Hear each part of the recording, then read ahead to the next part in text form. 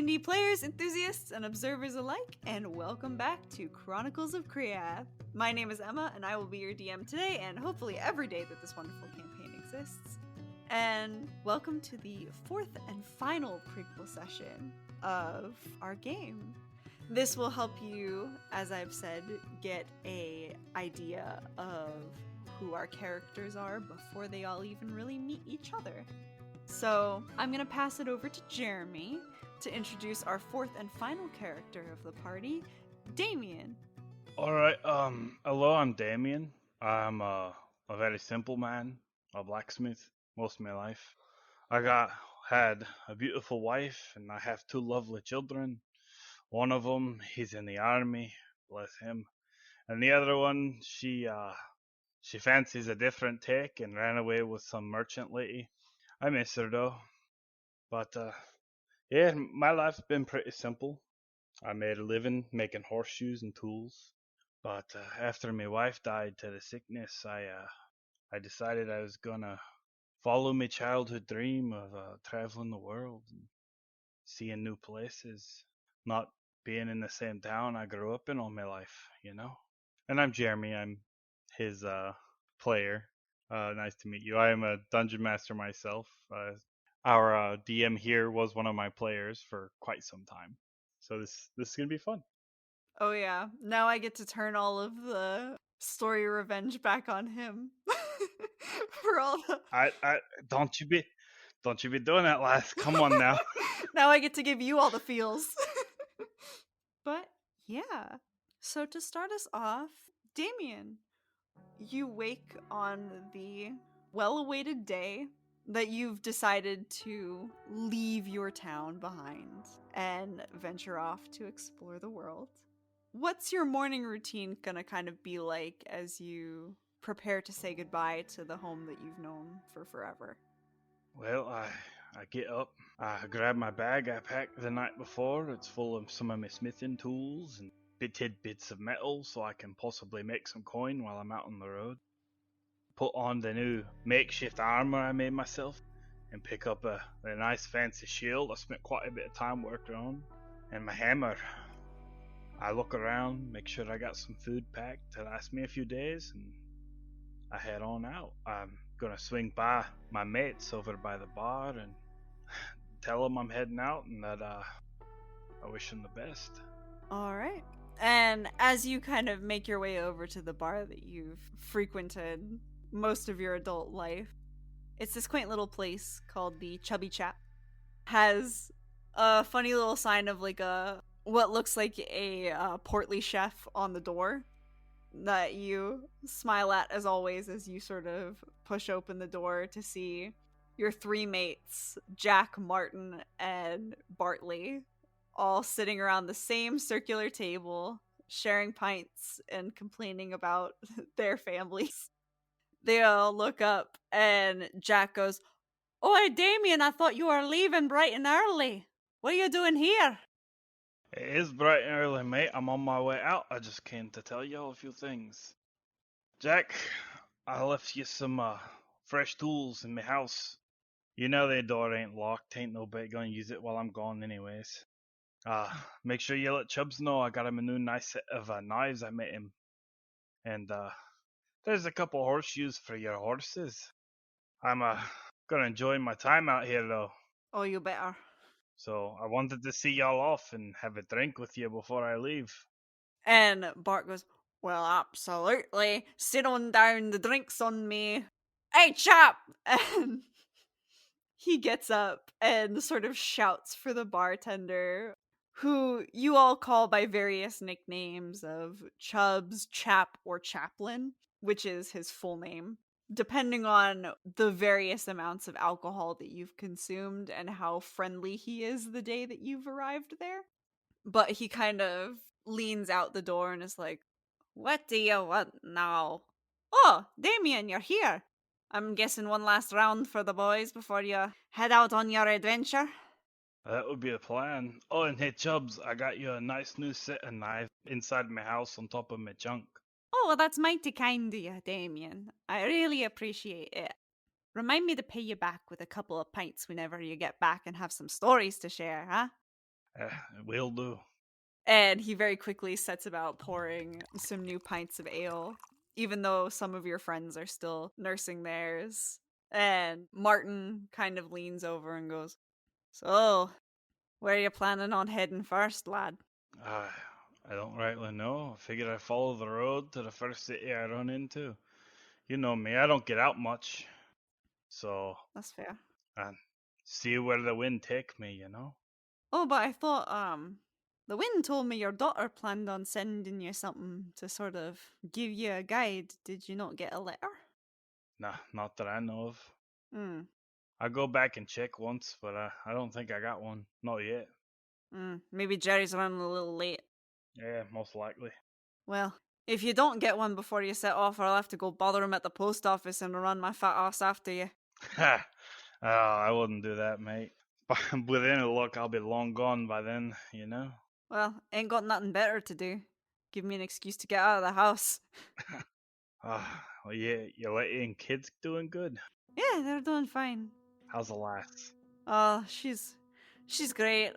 Getting used to having the kids are in their toddler phase, so they're trying to. They've learned to be sweet to everybody else, but throw tantrums when they're in the house. It's Oh, I miss those days. When they're always pestering you, shaking your clothes, and daddy, daddy, or ma, and running all over the house. Enjoy it while you can, mate. It's over all too soon. really because I'm about thinking I can't wait till they're up and out like yours are. You'll miss them when they're gone, trust me. Alright. Well, let's enjoy this drink for a bit. Starts like sipping down his mug, and he's like, only one for me, and then I'm gonna hit the road. I still need to keep my wits about me. All right, but if you change your mind, we're willing to buy you another. I appreciate, mate. He's gonna finish up his mug. Alrighty. And you sit there with your friends, shoot the shit for a little longer. They complain about the usual work, about their kids getting into trouble at school and whatnot. And then, as you finally finish your ale, a little blonde boy that looks to be about like 16, just started working, his name's Jerry, ducks into the bar, kind of nervously. And you see Chap kind of look up at him and go, "Jerry, you're not supposed to be in here." And he goes, "I know, Mr. Chaplin. Is Mr. Travers here?" That'd be me, boy. And he kind of looks, you can tell he's very uncomfortable being in here. It's like, most of the moms of young boys will encourage their kids when they're sort of getting into their teenage years to stay away from the bar so they don't start drinking too young. So he's definitely one of the good little boys that, like, doesn't want to make his mom upset. And he goes, "You've got a letter here, sir?" And he walks over with like a little brown envelope and hands it to you, and it's got your daughter's handwriting addressed to Da. He just smiles at it and he's like, "Hey, boy, how old are you?" "I'm 15, sir." Hand him the rest of my mug that's mostly empty, and he's like, "Have a sip. You probably ain't gonna like it, but you'll get used to it." All right, mates, I'ma head out. And he kind of looks at it wide-eyed and is just like, I don't know, sir. My mom might be pretty mad." And like you see Martin Hey, kind of hey, lean over. lad. Trust me. In the bar, the ladies don't know what happens here, and we don't tell them, right, boys? And they all nod and go, "Right." And they kind of like cheers their mugs. And the boy kind of very nervous, kind of clinks his glass against Martin's and brings it up to his lips, and then immediately as it like burns down his throat, starts coughing and is just like, "Oh, that, what is that?" That's made, lad. You'll get used to it when you're older. I figured I'll let you have a taste now so you don't go trying to sneak one away whenever your ma ain't looking. Oh no, I would never do that, sir. I try to make Mama proud." And you do a damn fine job. All right, lad. Pat him on the head. You're a good boy. Stay a good boy. I head on out. Alrighty. Open the letter as I walk. And as you open it, you see a letter on fairly new looking parchment paper, along with what looks to be like a stack of brochures.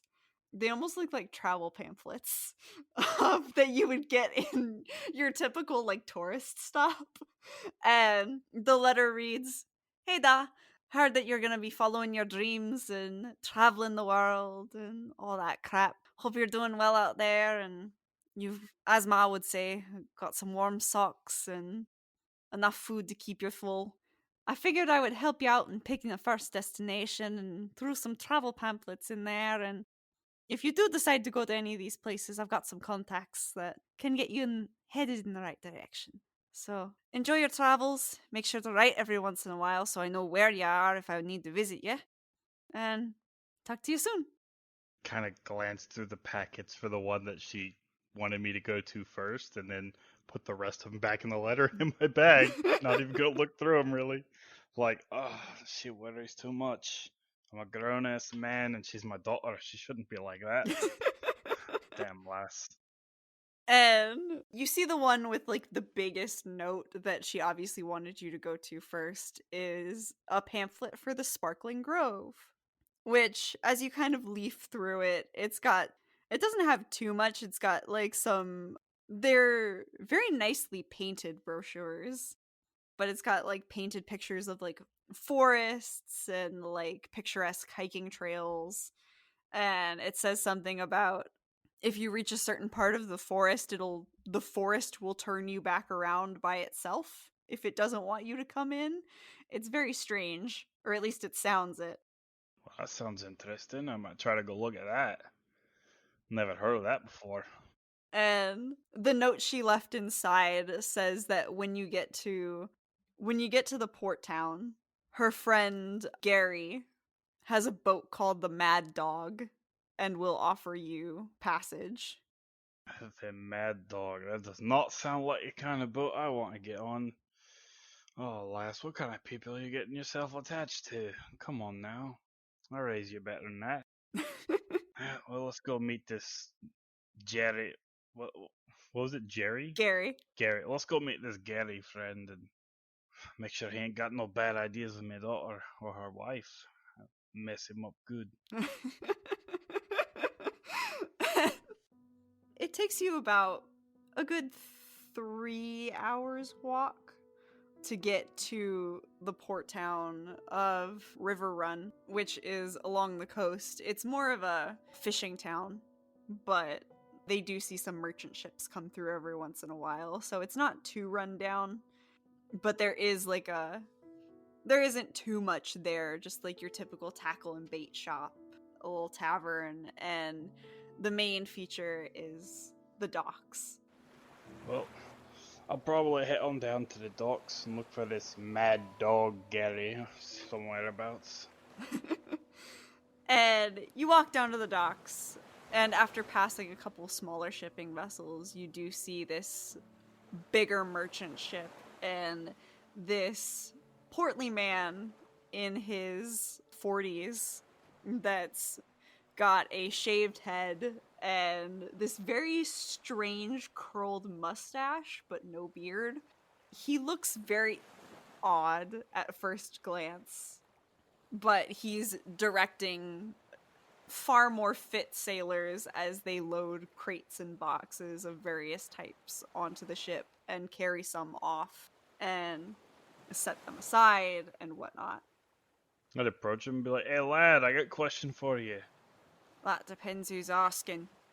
I'm looking for a Mad Dog Gary." Well, I'm Gary, but the Mad Dog's the name of me ship. What you want? My daughter sent me to, said that you might give me passage. Oh, you're Lisa's da! That'd be me. Alright, well, come here, man. I'm a hugger, not a shaker. Nah, shake. I don't do no hugs. I'm too old for it. You might break me bones. Fine by me. And he holds out a hand and sort of claps you on the arm rather than doing like a full regular shake. Yep. He's like, well, you're looking to travel the world? That would be the plan. Well, lucky for you, we're making our first stop in Rockford, which is right outside the Sparkling Grove. And he notices the pamphlet in your hand, kind of like taps on it and says, "It's a real interesting place if you get the chance to explore it, right?" I hear there's some sort of like forest that turns people in circles or something. That sounds kind of interesting. I figured I'd check it out. At least do that. I might not look at the rest of the pamphlets. I'm a very simple person, and I kind of like to see things for myself, you know? That's fair. And not everything's gonna be in the pamphlets, of course. You gotta figure out where the real folk that live there go. But I don't know. She seemed nervous at the idea that you were leaving home for the first time ever with no one else to care for you, so. I might be old, but I ain't that old. I ain't laying down in a bed with some lass, like scrubbing me with a sponge. As entertaining as that sounds, I'm not there. Well, you gotta find the right lass, but Alright, well, when you set sail, we leave in about an hour. What kind of stuff you good at? making stuff, I'm fairly strong and fit.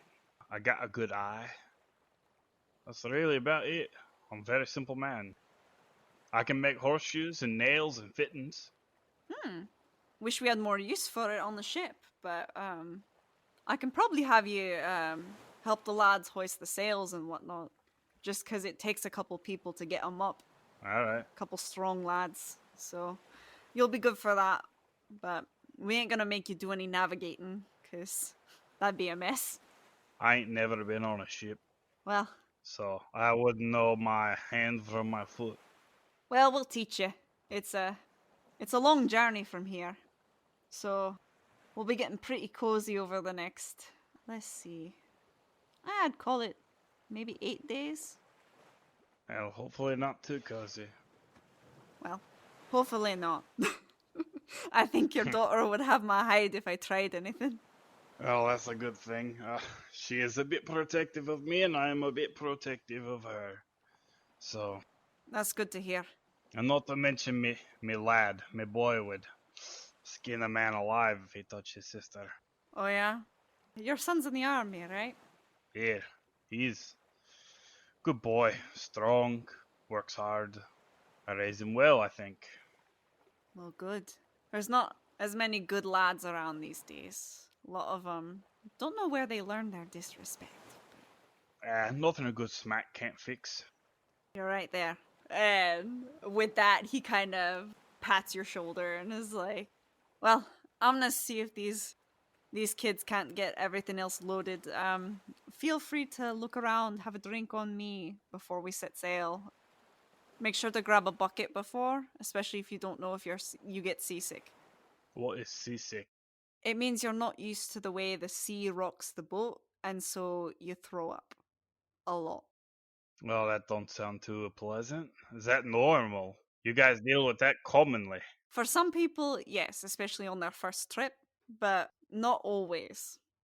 So it really depends on what kind of person you are and how strong your stomach is. Oh, well, my wife said I had a strong stomach. I could eat just about anything she cooked, and she wasn't necessarily a great cook.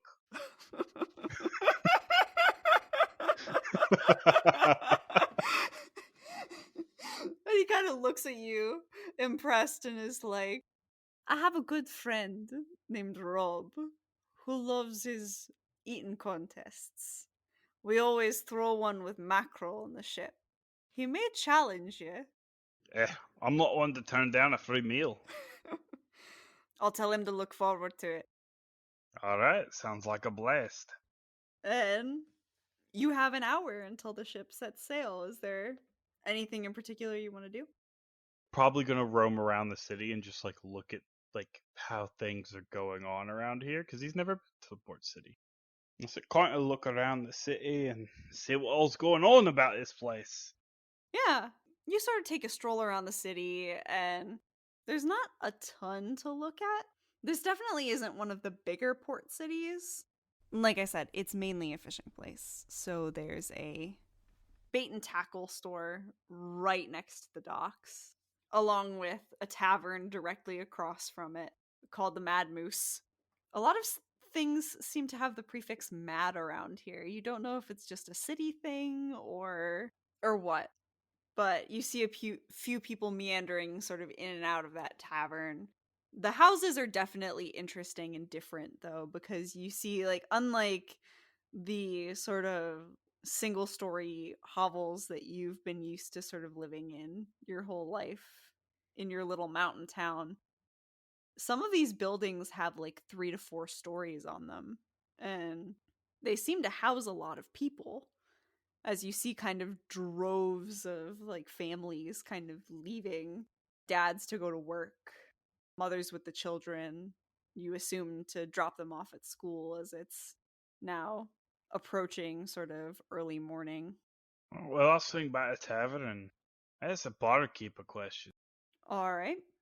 You walk into the tavern and you see younger barmaid manning the bar, and she's like, "Can I help you?" Oh yeah, I just like a pint, and I got a question for you, Les. "Oh, sure, name it." Why is everything around here mad?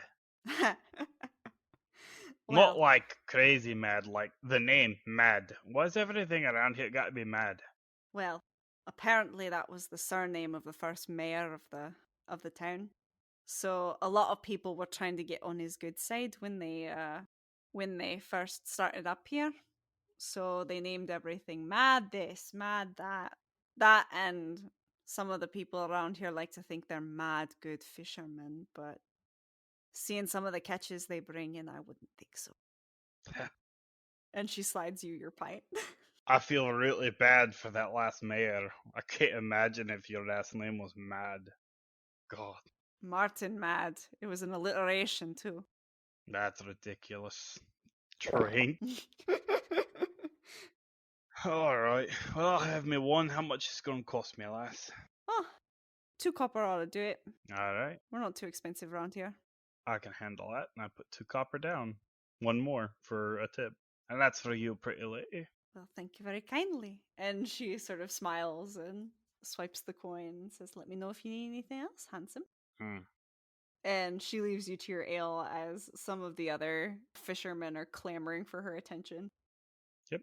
I sit there and sip on my ale for a while and then go back up and check on how the ship thing's going. All right. And as you finish your ale and head off towards the ship, you watch as the last of some of the supplies that were needed for the voyage are loaded on. And Gary turns around and looks at you and goes, "Ah, Damian, perfect timing. We're about to get loaded up. Come on." Alright, let's see what this ship thing's about, eh? Indeed. And before you get on, he goes, "Oh, almost forgot." And he picks up a small bucket that was left purposefully on the dock and hands it to you and says, "In case you get seasick, What am I supposed to do with the bucket? you you get sick in it." You're saying the bucket's for if I blow chunks? Yeah. Oh, bloody hell.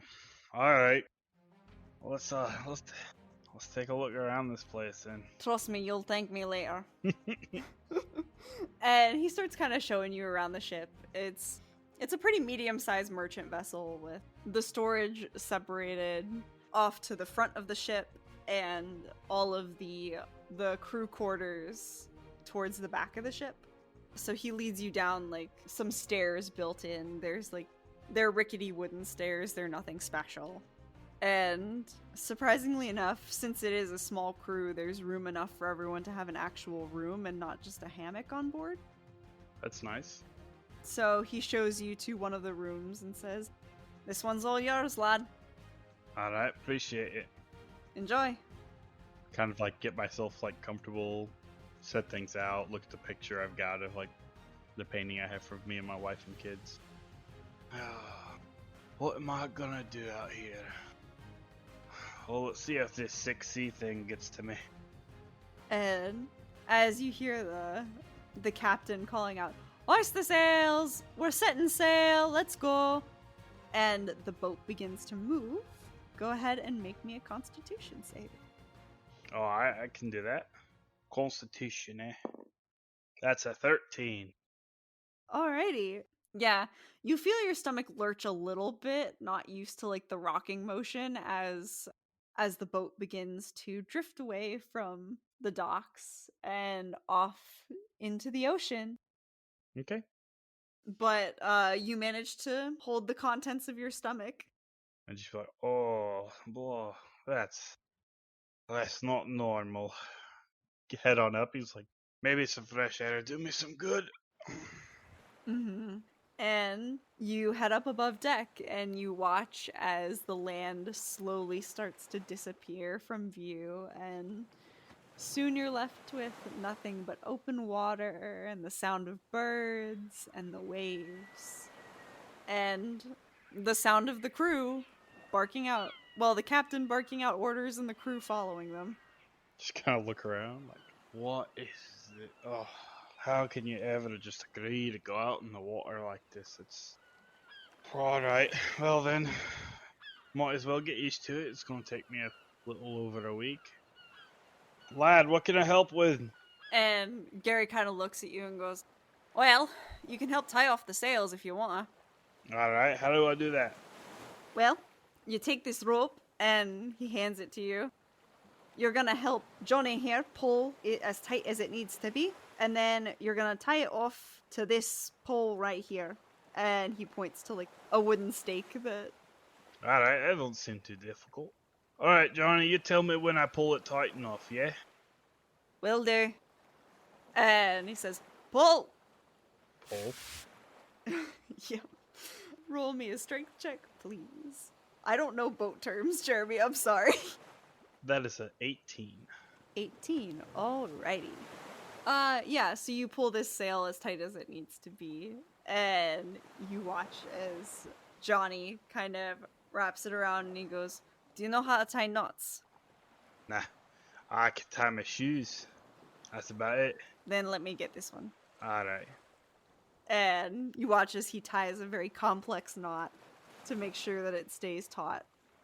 Afterwards, he kind of just leaves you there and walks off as Gary's like, "Not bad. So, did you manage to hold the contents of your stomach, or did the seasickness get you?" Nah, your 6C thing ain't got me yet. I think I'm holding on pretty good. Well, good to know.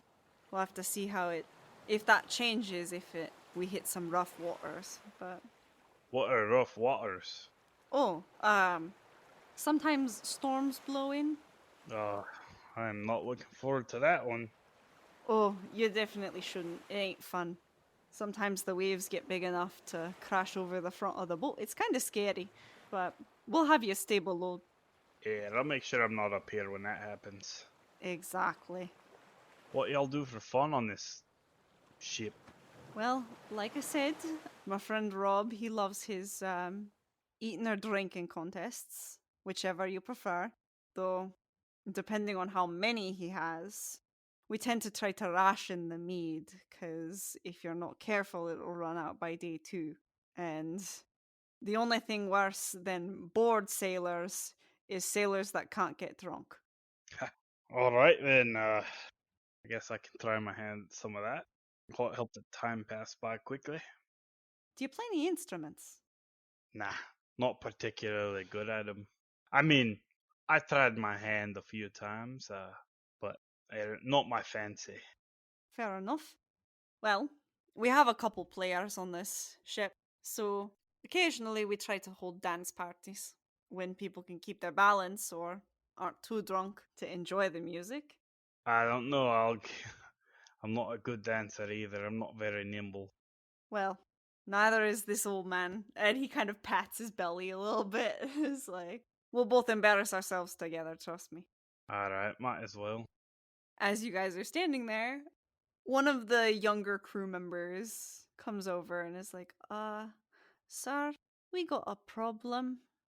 Gary kind of pauses, looks down. "What kind of problem?" Uh, our anchor seems to be broken."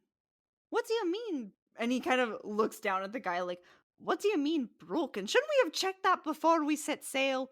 How are we supposed to fix an anchor all the way out here?" Well, I mean, an anchor is just metal. I'm pretty good with metal. "Are you now?" I am a smith. "That's right. Lisa told me that. I just forgot until now. Well, why don't you take our smithy friend over here over to this broken anchor so that I don't see it and beat you silly? And you see his face kind of pale and he just goes, "Yes, sir." Looks at you and goes, "Right this way, please." Go with him. And you see he's kind of like shaking in his boots as he like walks you towards the back of the boat where this anchor is sitting broken clean in half. Oh, that's not good. I don't take it you like fires on board, huh? Well, seeing as the boat's made of wood, not particularly. How you go about cooking? Well, we've got a stove downstairs. Eh, that might work. I just gotta get hot. We can do our best to help. Whatever'll fix this, because without it, well, we're all stuck on water. Ugh, all right. Yeah, show me where your cook is. He leads you back downstairs, past all of the sleeping quarters, to a big room sort of towards the center of the ship that is occupied by a woman in her late 30s to early 40s, hair braided and then curled into like a little bun under a sort of like hairnet that you would see on like a cafeteria lunch lady. And she looks up and is like, "What are you doing in the kitchen? It ain't even lunchtime yet." "Oh." And she kind of looks at you and she's like, "I'm sorry, I don't believe we've met. My name's Penny." Nice to meet you, Miss Penny. My name's Damian. I'm a smith. I'm catching a trip. We're on this ship. I hear your anchor is a bit busted. I wanted to know if I could borrow your stove for a while. And she kind of furrows her brow and is like, "The anchor's busted. Well, I certainly didn't hear about that one, but you're more than welcome to use the stove for now. How long's it gonna take you? I did plan on baking something for dinner." It shouldn't take more than about an hour. I'm just gonna heat up some horseshoes till they melt down and try to stick it to the anchor back together with some hot metal and then shave off the bad edgings that come from it. Well, good luck to you on that one. Well, I've got some coal here if you need to get the stove any hotter. I'm gonna need you to get it pretty hot. Well, just let me know if you need anything. I'll be around. Alright, thank you. Alright, lad, I'm gonna need you to get some men to bring me them 2 pieces of that anchor. Alright, I'll find some strong men. And he rushes back up. Within a few minutes, two of the stronger sailors are carrying down the heavy pieces of anchor. I'd be in there, like, throw 2 horseshoes in there and just start melting them down. Like, heating up the stove as much as I can, trying to, like, watch the temperature. Trying to, like, stoke the fire without a bellows. Oh, this is horrible. Yeah, you're definitely not having a fun time, especially since the fire will get too hot and then it'll get too cold. Yep. Yeah, stoves definitely aren't meant to melt metal, but you make do with what you have, and you manage to, despite it being a pain in the ass, melt down these two horseshoes. Yep. Now I'm gonna try and like use the metal cold weld it together, right? Where you put the metal between the 2 pieces, put it together, and try to let it affixate to itself. Alrighty. It won't be incredibly sturdy, but it'll be better than nothing. Go ahead and make me a check with either a check with your smithing tools or if you have a different crafting check as an artificer. I don't actually. Well, then just make a check with your smithing tools then. All right. That'll be what? Just a check with my proficiency bonus, I think. Yeah. That's an unnatural 20. Nice. Yeah, despite the difficulty that you had heating up these horseshoes and melting them down, this is a pretty standard procedure. You've used this to fix plenty of broken items for your friends and people around your town for years. And the anchor wells together with no problems. Yep. After that, just kind of like shave off the bits to try and make it not look so bad because when like put 2 pieces together makes everything else like stick out. Mhm. To like shave it down a bit with my tools, like chisel it down a bit and make it look as neatly as I can. They'll still see the crack, but it'll be like a different color metal in the crack. But Yeah, it definitely looks welded together, but you managed to shave it down enough that it at least looks even with the width of the pieces of anchor that were there previously. Yep, and it's like, all right, lad, this should do the trick. It's not great. I don't got a smithy here to actually fix it. So I'd recommend either getting it replaced or correctly repaired when you hit port. But this should let you hit port, right? This'll get us there, yes. Thank you. Alright, pleasure to be of service. Now I am going to go. Y'all don't have anything to wash with here, do you? There is a washroom down the other way, but it's basically just got a tub and a bucket for water. That's fine, I just want to wash my hands. Alright? And Penny points you to it. Go down and wash up a little bit. Alright. And so, over the course of this 8 days, Gary tries to sort of spread out a variety of activities for you to do. The eating contest comes first on your 3rd day at sea, as you sit down next to Rob, who is this tall Goliath with quite a large stomach. I'm supposed to out eat that? You said you were up for it. Yeah, that was before I knew he was that large in all dimensions. But alright, I'm not one to back down from a challenge, let's go. You see a plate stacked high with mackerel is set in front of you and set in front of Rob, and they say, "Go! I'm gonna have you make a constitution check." 15. 15? Alrighty. And surprisingly enough, you're keeping head to head with Rob the entire way.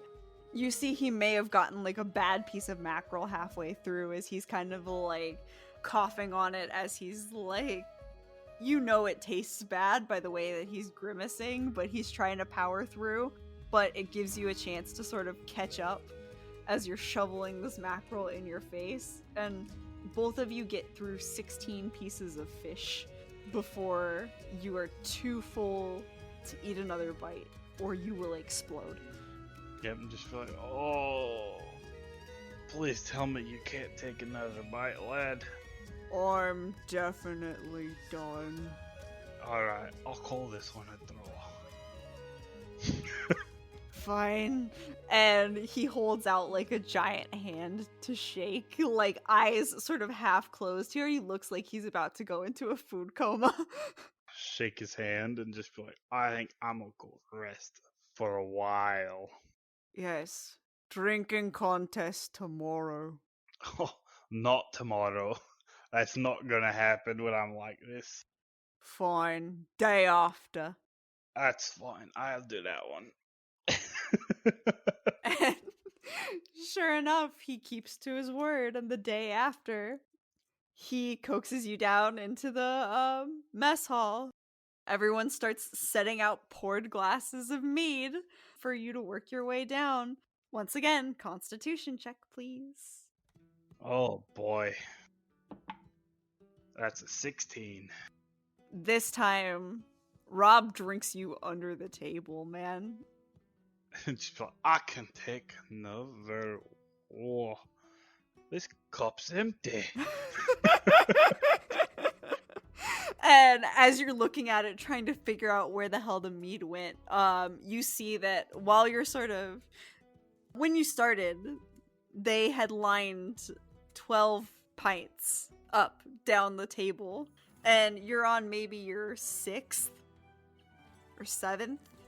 You can't tell anymore, but once again, trying to figure out where the hell the mead in this glass went, because you certainly didn't drink it. Rob is drinking down his last pint of mead, and he kind of looks at you and goes, "You want me to finish those for you?" Yeah, help yourself. Holy hell. I don't think my legs are attached to my body. "Oh, you're fine." And he sort of claps you on the back, laughs as you stumble forward a bit, and finishes drinking the mead that you left there. The rest of your voyage after that is filled with a lot of singing, a lot of drinking, a lot of merriment, the usual stuff. And before you know it, the port of Rockford is coming into view, and you're starting to see land again for the first time in over a week. Gary kind of leans against the railing of the ship and looks at you and goes, "So, how did you enjoy your first time sailing? Did you like it?" It was interesting. I definitely enjoyed some of it.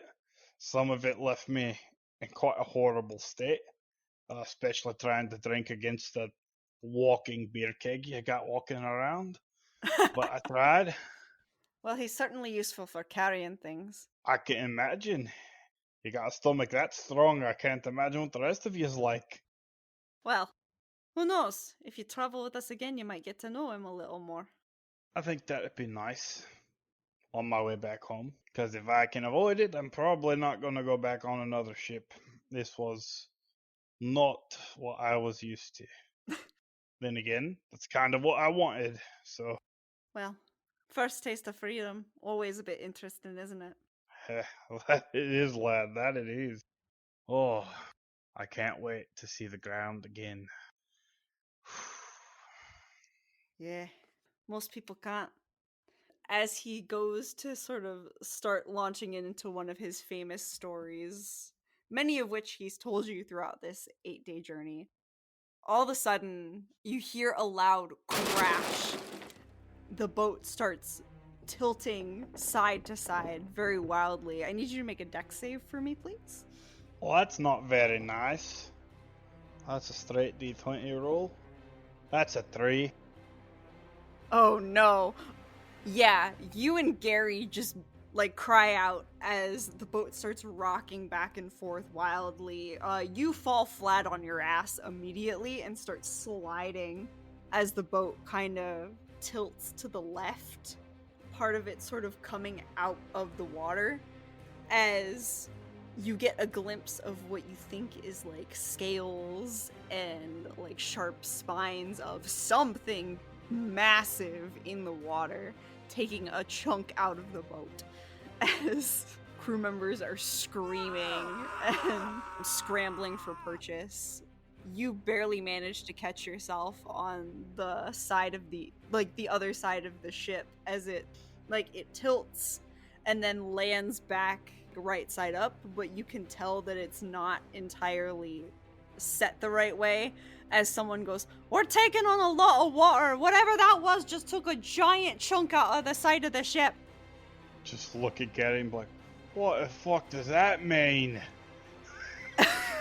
And he looks at you kind of wide-eyed and is like, "That means we're probably sinking." Does that mean I gotta swim? If you can. Oh. Or if we can find the life rafts in time. But as he says that, I need you to make another dex save as Oh no. you see what looks to be like a giant turtle essentially eat the nose of the ship and one of the crew members along with it. Oh no. Yeah, this That would be a natural one, Lassie. Not only am I bad at it, I'm really bad at it. Yeah. So last time you were lucky to sort of make purchase on the railing as the ship was tilted by this massive creature. This time, not so lucky, as the momentum of the ship tilting forward essentially slingshots you off the deck and into the water. There is no chance for foothold, and you're now treading water in the middle of the ocean, watching as this giant thing keeps taking bites out of the ship. Would I have any of my stuff on me since we were getting close to land? Yeah, he would have probably had you bring like your pack and everything up Okay. at that point, so you would have your belongings. I am in heavy armor in the water. Oh no. Good thing I am very good at athletics. I was gonna say, I have to think about it. I never thought about what check I would have you make to keep treading water. But athletics would probably make the most sense. Alright, that's a +6. I'm actually pretty good at it. No fucking way! That's another natural one. Oh god. My god. Yeah, I think like a rock. Yeah, You don't even really have a chance to start paddling like you actually... You remember teaching your kids to swim in, like, the creek by your house, and it's pretty easy to tread water when you get into the deep parts there, but you definitely didn't do it in your heavy armor. You start sinking, fast. The boat disappears. You get glimpses of, like, everyone else's legs as you're trying and failing to sort of paddle up. Just as you really can't hold your breath anymore, in front of you, again, you see the face of this massive turtle thing. Its head itself is about as big as the ship, if not bigger. You see massive green eyes as it's... At first, it has its attention on the ruins of the ship it just brought down, and you see it sort of scooping up bits and pieces of the supplies that are now sinking. You see that whatever cargo that Gary was carrying must have had some value to it, as you see some hints of gold disappearing into its jaws. And then its eyes lock on you. As your vision goes dark, you see the turtle swim effortlessly over to you and sort of scoop you up in a claw. And your vision goes black. And that's where we're going to end our session for tonight. Oh, that's not very nice. Leave you on a little cliffhanger before we get you to the party. The giant turtle just delivers me to the party. Gift. Well, you'll see. But thank you everyone for listening. I hope you enjoyed our last prequel session before the party sort of finds each other. Though it'll be interesting to see how Damian gets out of this one. Thank you for listening to Damian's first and last session of the campaign. My bloody dice are against me. Oh, yeah. Oh man, 2 natural ones in a row. One more and it's insta-death, right? Right.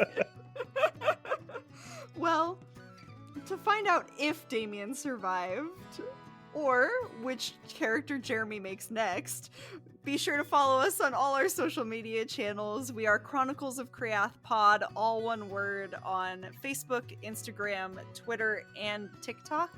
We can't wait to see you next time for our first full session of Chronicles of Kreath. Bye! Bye.